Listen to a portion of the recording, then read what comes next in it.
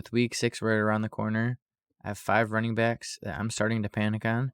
There are 5 running backs that we've been putting in our lineup. Some have been disappointing us, some haven't been. But I think it's time that we need to either try to trade them or look for other options to start going forward. So the first one I have is Najee Harris. And Najee Harris is missing Big Ben's noodle arm to an extreme degree. What made Najee Harris such a high-end talent was all the targets, because the offensive line is just as bad as it was last year, and now he's not getting the targets he was getting with Big Ben. Big Ben is not there to dump the ball off to him 15 times a game, so his fantasy value is tanking because of it. So Najee Harris, you can probably sell him on his name. You might not get what you want or, the value for where you drafted him, but it's time to come off him because you're not going to be able to bench him. He's going to be on your roster, so he's got Tampa Bay, Miami, Philly, a bye, New Orleans, and Cincinnati. You got to try to get off him if you can. He's going to be a death trap. And next I have James Conner, who could also be a death trap.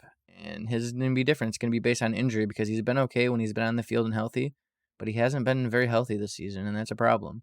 Darrell Williams is also missing, so if he is healthy, it's going to be more work for him, but he's already been hurt basically all season. Benjamin looked decent without him, and then I think they are signing a running back or two to their practice squad that they're going to be bringing up to play this week. So if you can sell James Conner, do it.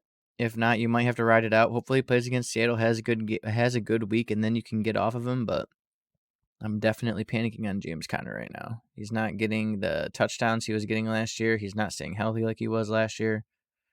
It's a rough road. The next one is CEH, and I know we've been mostly happy with CEH except for this last week, and he was 1 yard away from another fluky receiving touchdown that would have kept his fantasy numbers high, but he's still running back 8 in PPR and in standard. You can probably get a decent haul for him beyond where you drafted him, and I think it's time. You might have missed the window, as in the highest you could have sold him was before the game last week, coming up against Las Vegas. Now he's got Buffalo, San Francisco bye. It's going to be a tougher sell. But McKinnon is going to eat some games. Pacheco is going to eat some games. And CH is going to get an opportunity every game, and he's going to eat some games. Get off him if you can. That's what I'll say about CH. Next is Michael Carter, who I would even more so get off of. Breece Hall has legitimately broken out. Michael Carter scored 2 touchdowns thanks to Breece Hall taking it to the 1 yard line.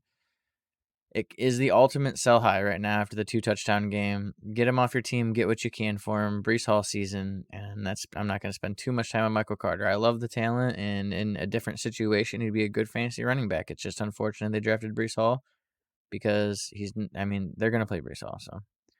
And last on the list, J-Rob. It's a very similar situation. I think the cream will rise to the top in Jacksonville. Travis Etienne just has more talent. He has more juice, more burst.